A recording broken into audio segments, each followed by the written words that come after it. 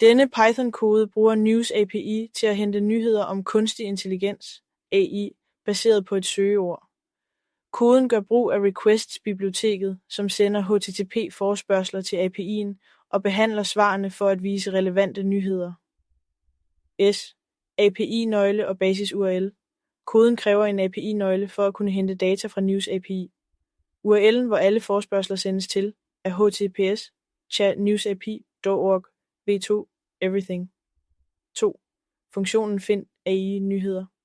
Funktionen find AI nyheder søger efter nyheder baseret på et emne, som standard artificial intelligence, et ønsket sprog og et antal nyheder, du ønsker at hente. 3. Opsætning af forespørgslen. Funktionen opretter en forespørgsel med følgende parametre: Q, søgeordet, for eksempel artificial intelligence, language, sproget for nyhederne, for eksempel DAG for dansk, page size, antallet af nyheder, der ønskes API-key, din API-nøgle. 4. Send forespørgsel og modtag svar. Funktionen sender en HTTP-GET-forespørgsel til News API og modtager svar. Hvis svaret er succesfuldt, statuskode 200, behandles dataene som JSON. 5. Behandling af nyheder. Nyhederne gemmes i en liste, hvor hver nyhed indeholder en titel og URL.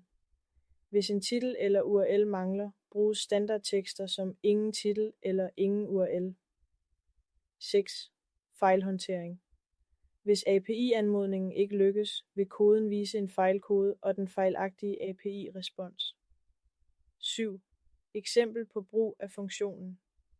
Når scriptet køres, hentes nyheder om AI på engelsk, og titlerne samt links til artiklerne printes ud.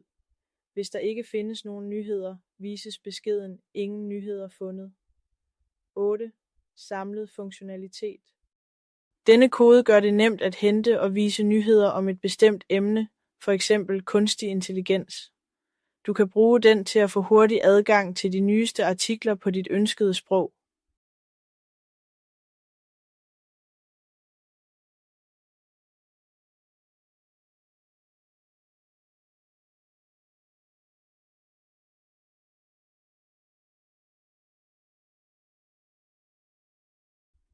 / 9.